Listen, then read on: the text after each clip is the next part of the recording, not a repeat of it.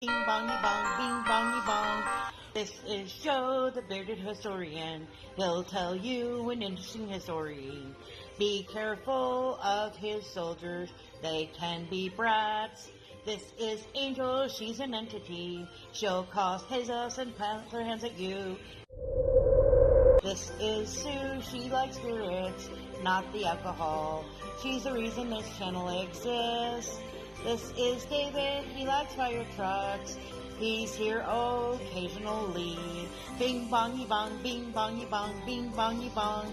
We preserve his story.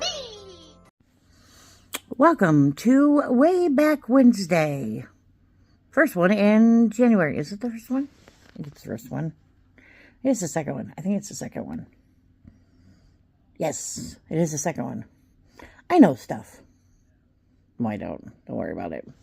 For our members, David is doing a special video on Sunday. He's very excited about it. I don't know how many other people will be, but he is. Oh, excuse me. I apologize. I'm tired. All right, are we ready? Here we go. Shout out time. Here's a shout out just for you. You support me, so I support. What was that? Let's try this again. One more time. Ready? Here we go. Shout out time. Here's a shout out just for you. You support me, so I support you. This shout out is for our friends. Let's see who it is today. There we go. Now I know the words. Okay, I've got an emoji raised because, well, they're round. And we're talking about baseball, so it made sense. Sort of. Not really, but you know, we'll just go with it. Here we go.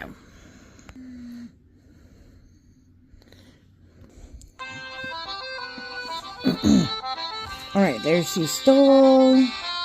There's Win. There's Tammy.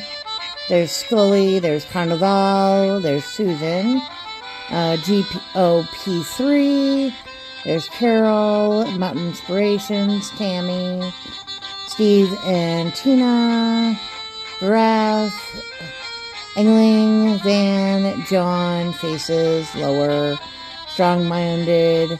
Principles. Six Bows. Mindfolk. Let's see, who else do we have? We've got Big Ben. 510. Hiking Ontario. Sheena's coming out from backstage. There's Jason. There's Blistering. Oh, it's going to be close. Jason's currently in. Where's he going to be? Oh, it might be pinned. Oh, it's pinned. Hang on a minute. Okay, this is Pinned Places. A brother and sister duo who travel England, especially South England.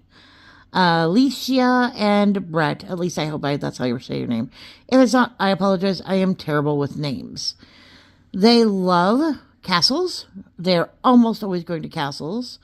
But they do have some historical guide trips. They do lots of travel to see castles, and they have beautiful drone videos and tours, so check them out. They're wonderful, awesome people.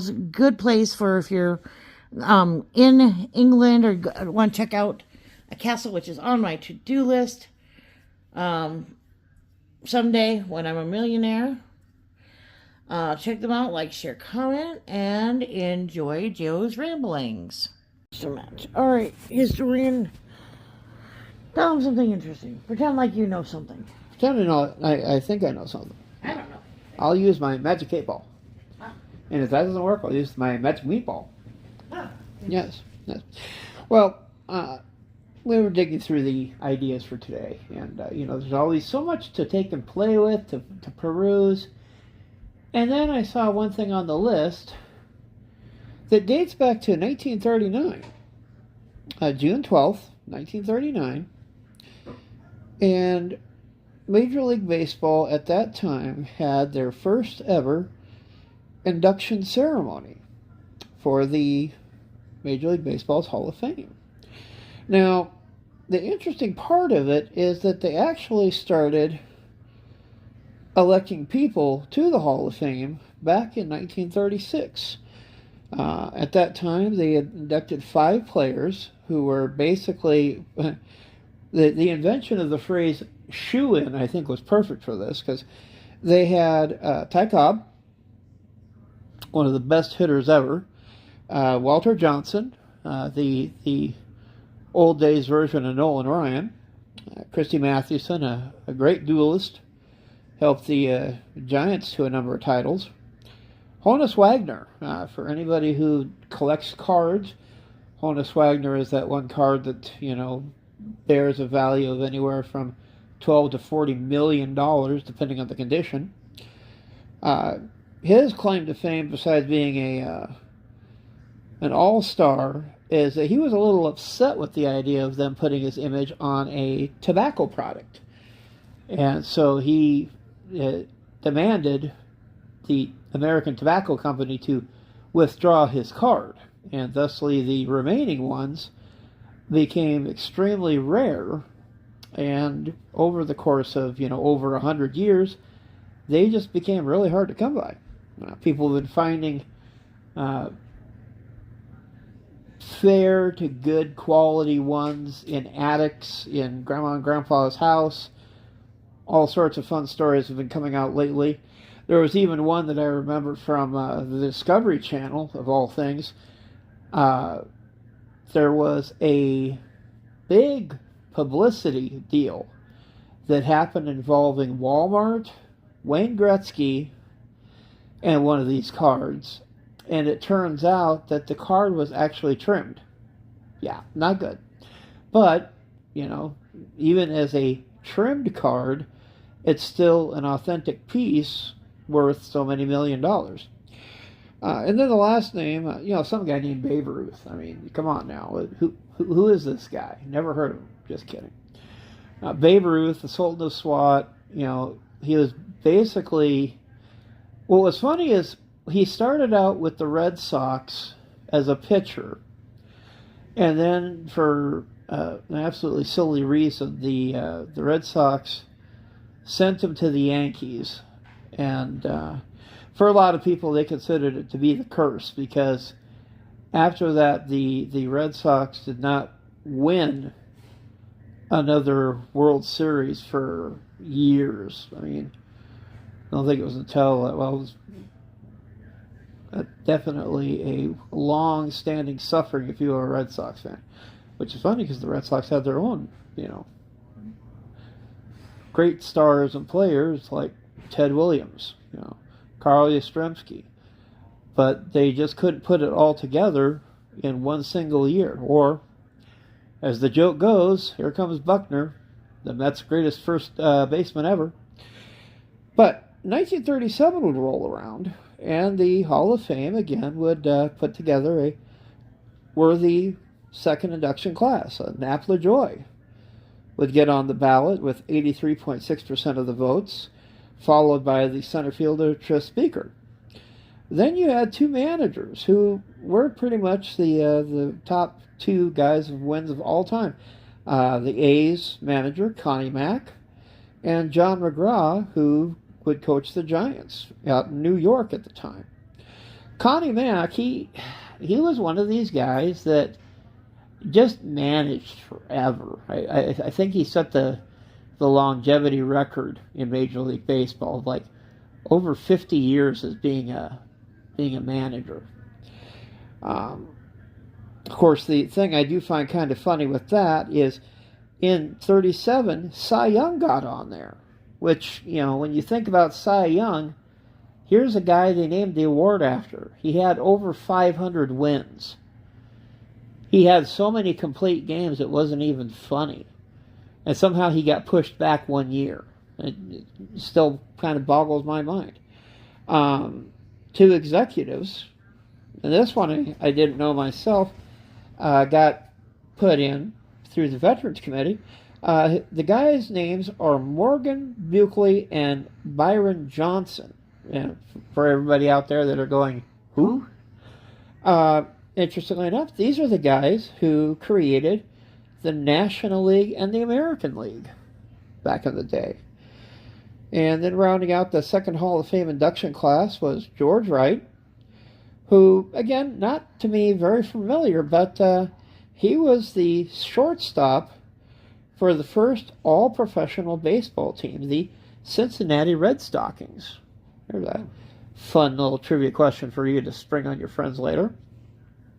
Well, 1938 came along. Two more pioneers and one of the greatest pitchers of all time were voted into the Hall of Fame's third class. Now, the first name, Alexander Cartwright, besides being a really great pitcher, he also helped baseball out with things like foul territory, 3-out innings, and he was joined by Henry Chadwick, who would develop the modern box score and statistics like batting average and ERA. And he got in thanks to the Veterans Committee, who elects to the Hall of Fame.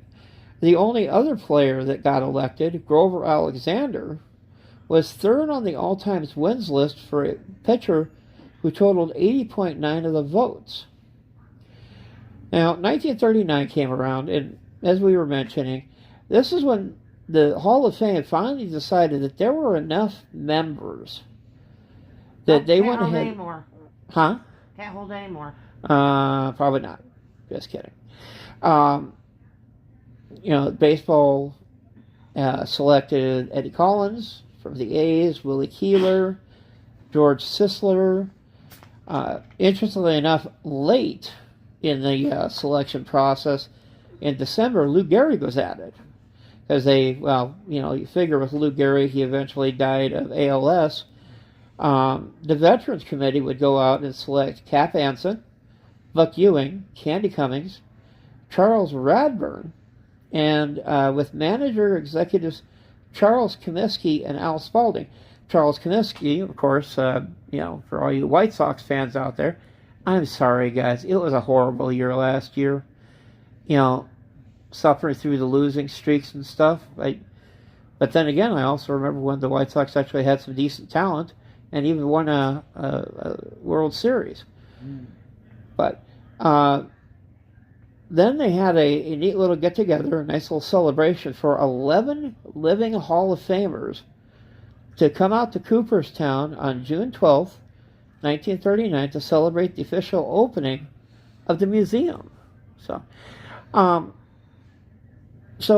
what you have with those 4 years, it kind of set the original frame of how they would, do their selections on who would get into the Hall of Fame. To my knowledge right now, you've got to get above 75%. What's really crazy is that you can have just about anybody can be nominated to get onto the Hall of Fame. The thing that makes it kind of insane, though, is that you'll have a number of guys, and they can be on there, I think it's up to 15 years, as long as they don't fall below like 5%, and then they're knocked off the list. One other little detail that they'll run into as well, once they get knocked off the regular, popular vote, then they can drop down to the veterans list, and then they'll get a shot. Interestingly enough, sadly, because he died, of course, we all eventually die. What? Pete Rose will get a crack at it finally, because, he's no longer alive, so technically he can no longer be banned. Same with Shoeless Joe Jackson. Again, another great White Sox name. Both of those guys will have an opportunity to get on and possibly get in, depending on how the voters look at the whole concept. Now, looking at these classes, first of all, Ty Cobb. Ty Cobb, in his heyday, he could steal bases, he could hit for average. He was what you'd almost call was the two-edged sword, because he was really good, but, God, people hated him. You know, he felt no problem with sliding in cleats first on second base because he wanted that base more than the guy standing there. He was going to make you earn that out if he was going to get tagged out. He was the Major League Baseball's career hits leader before Pete Rose showed up. Walter Johnson, interestingly enough, was also considered a good ball weather for Major League Baseball as far as strikeouts came and wins. Johnson was just dominant. They would always have a fun time between him and a couple other pitchers to see who would wind up with more wins in the year. Christy Mathewson was also in that. There was a group of about 4 or 5 really good pitchers that would get into these awesome pitching contests, and it would come down to a run or two at the end of the game. They were always really tight contests. Strikeouts were plenty. Back then, the big thing also is that depending on what side of the year 1900, sometimes statistics were a little wonky. I think that might have been part of the reason why Cy Young got pushed back a year, because granted he had 511 wins, and if I remember right, I think Johnson had 417. The big thing is that some of the rules that they originally had, remember how I mentioned Cartwright, well, when it came to wins before 1900, you only had to do a certain couple things to qualify for a win. And it became kind of the reason why they talk about modern baseball versus, the early days. Honus Wagner, of course, with the Pirates. Let's hear it for the Pirates. A heck of a hitter. On the infield, he was really good. Real good eye sense on taking care of the ball, making sure that, you cut the guy off.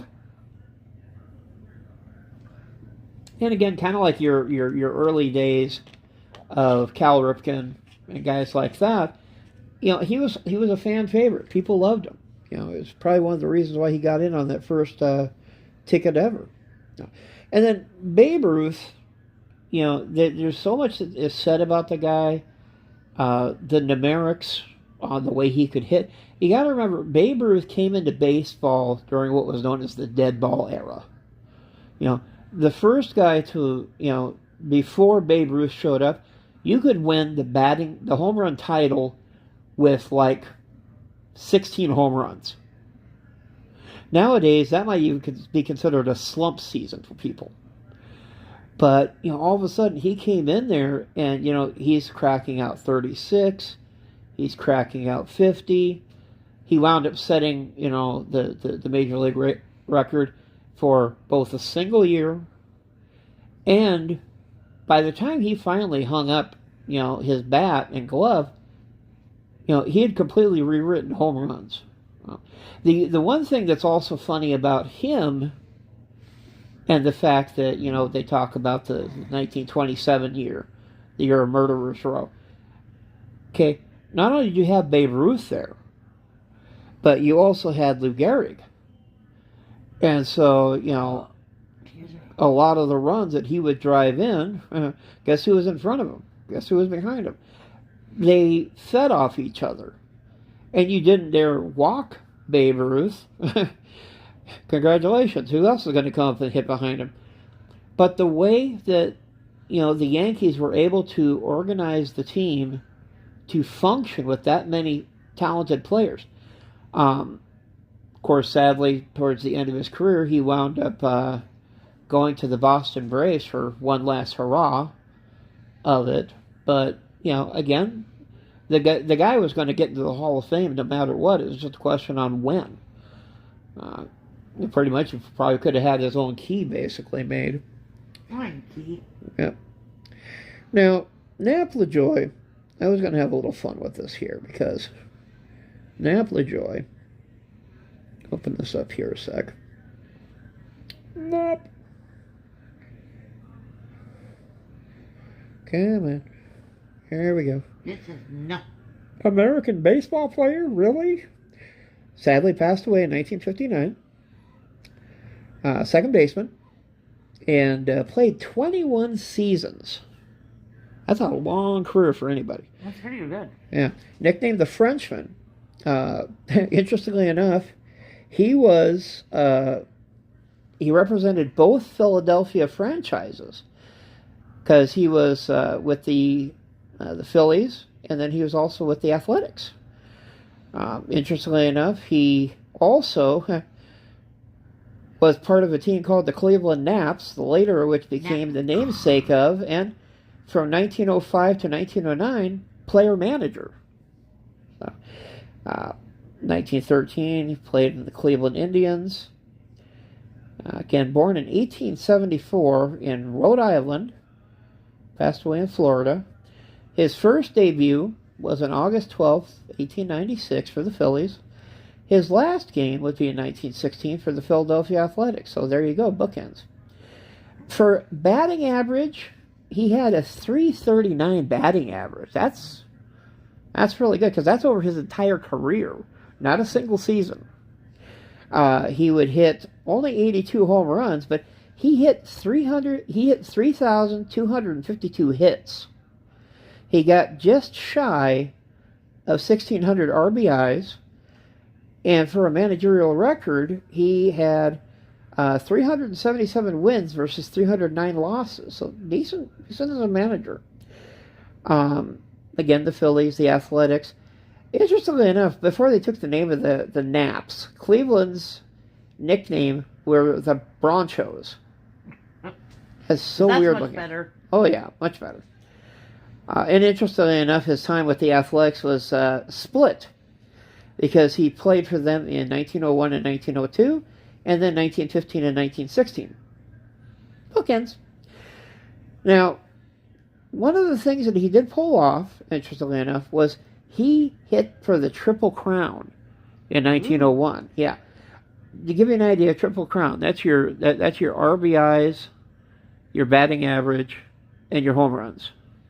We're all going to pretend like we know what those words mean. Exactly.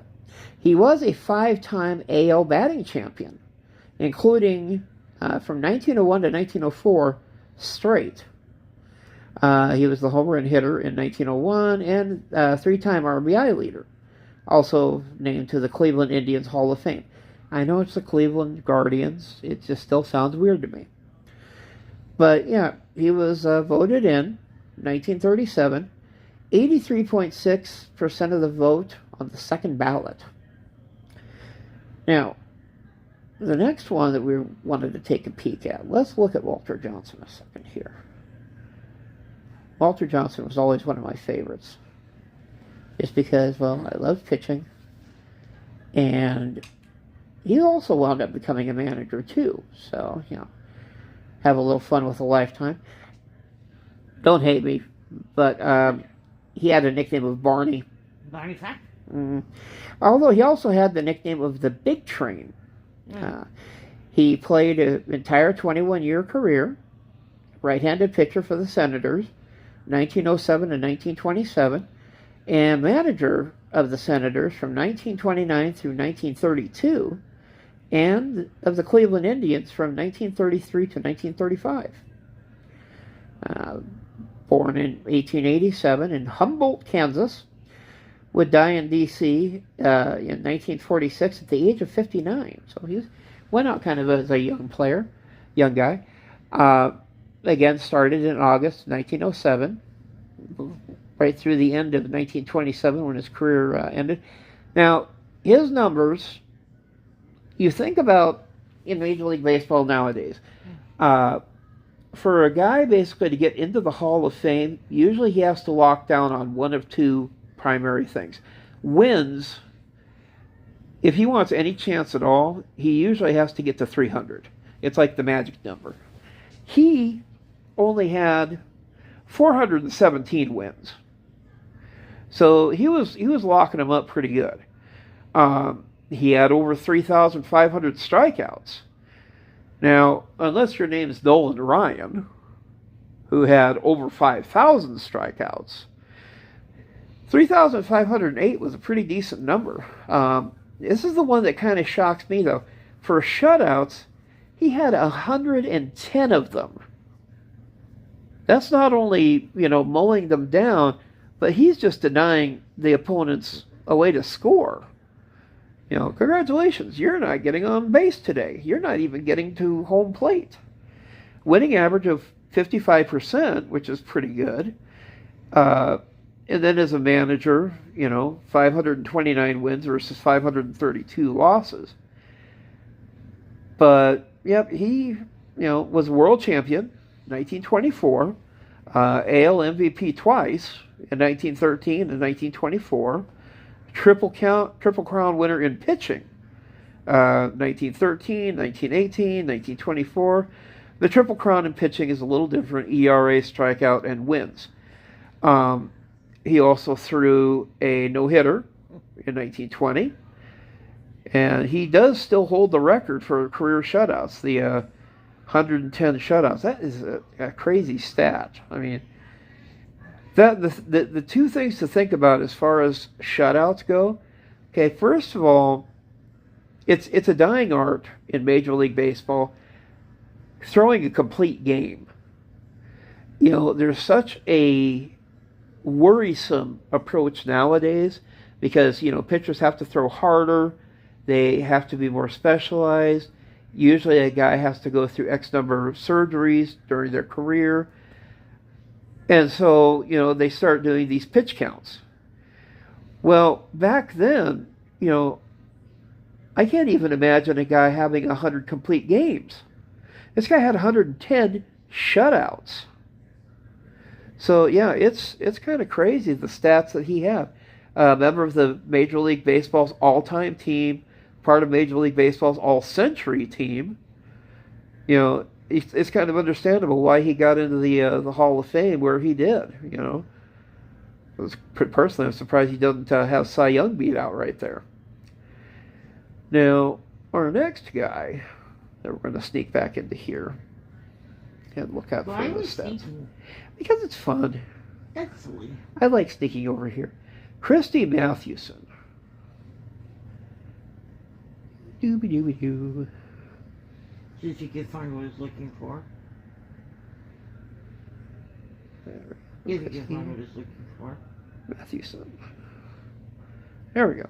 Sometimes I just got to get a couple letters, then it'll pop up for me. Now, Mathewson had several nicknames. They called him the Big Six, the Christian Gentleman, Matty, and the Gentleman's Hurler. Interestingly enough, he only pitched 17 seasons, all for the Giants, New York Giants. He was 6'1", so he almost could play basketball. Weighed 195 pounds, and again, he was also part of the all-time top 10 in several key pitching categories: wins, shutouts, earned run average, and in 1936, Mathewson was elected to the Hall of Fame, as we were mentioning. Now, for stats-wise, interestingly enough, he probably could have gone longer, but he had kind of a bad run of luck. When he started out, his overall numbers, 373 wins, which is really good for only 17 years. An ERA of 2.13. I would take that guy in a heartbeat for a starter. Over 2,500 strikeouts. His managing record was not nearly as good, 146 versus 175, 76 for losses, so just under 500. He would play for the Giants. Interestingly enough, he did have a smattering of time as a player with the Reds, but primarily also with the Reds, he also was a manager. He would win the World Series twice, in 1905 and 1921. They brought him back as a manager. Triple Crown twice, 1905 and 1908. He was a 4-time National League wins leader in 05, 07, 08, and 1910. He would lead the National League ERA 5 times, and 5 times as a National League strikeout leader. He would throw 2 no-hitters. Again, Major League Baseball's all-century team. Now, interestingly enough, he also played football. Keystone Academy in high school and college at Bucknell. He was a fullback. He would play for the Pittsburgh Stars for their championship team, interestingly enough. Now, the sad part with him is that he would wind up serving in our military with the U.S. Army for 2 years, 1918 to 1919. And from what I was remembering, he would contract tuberculosis. For all of you guys out there who have studied diseases and illnesses and stuff like this was one of the things that was kind of sad, because he would contract it and he would seek treatment from Edward Livingston Trudeau at the Adirondack Cottage Sanitarium. Sadly, he would die October 7th, 1925. So, he was a relatively young guy to pass on. He was only 45. But, also, you think about the years that, he had a chance to continue playing. World War I came along, interrupted a couple of those years. It's anybody's guess. Could he have made it to 400 wins? I think he probably would have, because he was only 27 away from it when his seasons finally came to an end. Now, let's have some fun here. Ty Cobb. Come meet the great Ty Cobb, everybody's favorite hater. Now, Ty Cobb, nicknamed the Georgia Peach, as American professional baseball center fielder, played 24 seasons. Again, 20 years is probably most of us will ever take for a career lifer. He got 24 out of them. 22 of them as the Detroit Tigers. He served as the team's player manager for the last 6, and then finished his career with the Philadelphia Athletics. In 1836, again, he received the most votes of any player on the inaugural ballot. He got 222 out of 226 votes. Wow. 98.2%. The only person to receive a higher percentage would be Tom Seaver in 1992.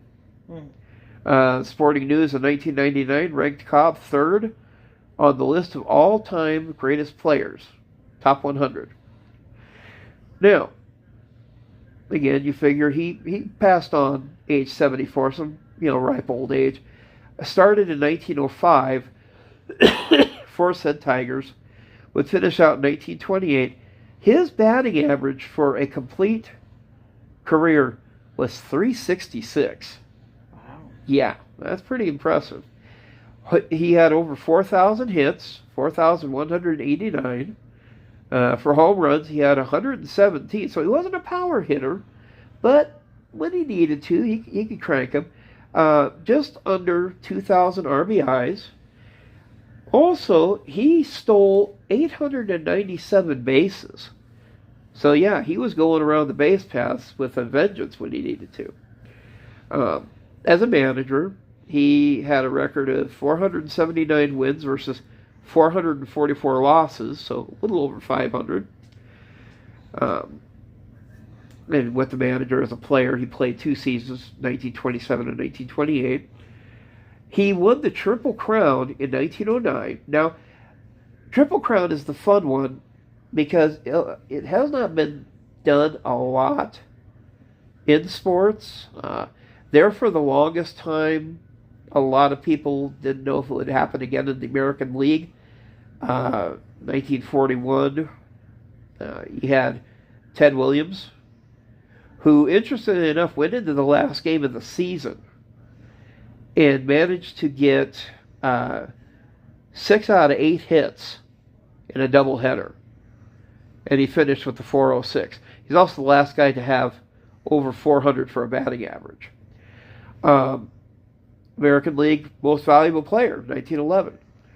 He would have 12 AL batting championships. From 1907 to 1915, that batting title was his. Yeah. Yeah. 1917 to 1919. So from 1907 to 1919, there was only 1 year he wasn't the batting title. Yeah. That just put his name on that trophy right there. That's his, I'm sorry. AL home run leader in 1909. Again, the Triple Crown. AL RBI leader. He had it in 07, 08, 09, and 1911. He stole bases. He had it 6 times. In 07, 09, 11, 15, 16, and 17. So, it's one of those guys that you could basically build a team around, because if you're looking for offense, he found a way to put runs on the board. Whether he would, get on base, drive a couple runs in, or he would just start stealing the bases and come around on his own. The guy was one heck of a player. And then, of course, if we're going to talk about, great career numbers, let's go ahead and put Babe Ruth out there. I mean, anybody who hasn't heard of Babe Ruth probably doesn't even follow baseball. Let's put it that way. Is he the candy bar? No. Darn it. Surprisingly enough, no. That was not who the candy bar was named after. George Herman, Babe Ruth, American professional baseball player, 22 seasons. From 1914 to 1935, the Bambino and the Sultan of Swat began as a career left-handed pitcher for the Red Sox. Regarded one as the greatest sports heroes in American culture and considered by many to be the greatest baseball player of all time. Again, the guy just had an ability to go out there and crush it. Sadly died at the age of 53, relatively young. His batting average was not bad. He hit 342, so decent numbers. Almost 3,000 hits. But the big thing everybody remembers him for is this home run total. 714. Back then, and even today, most people will either say to get a shoe-in for the Hall of Fame, you need 500, but, they've been starting to slough a little bit down to 400. But with 700, yeah, he rubber stamp him. He's going in. RBIs. He hit 2,214 RBIs. Interestingly enough, they also had him only striking out 488 times. So if you were lucky, you might get him whiffing at it. Interestingly enough, though, he had a decent record as a pitcher. He won 94 games versus only 46 losses. And he had an ERA of 2.28. So decent numbers. But the Boston Red Sox had him for about 4 years, no, 5 years. The Yankees got a hold of him in 1920, and that pretty much was the start of this absolute fun season, this fun career. He was on 7 World Championship seasons, the 1915, 1916, 1918 with the Red Sox, and then 23, 27, 28, and 32 with the Yankees. He was the AL MVP in 23, AL batting champion in 1924, 12-time home run leader. Again, let's talk about tee shots.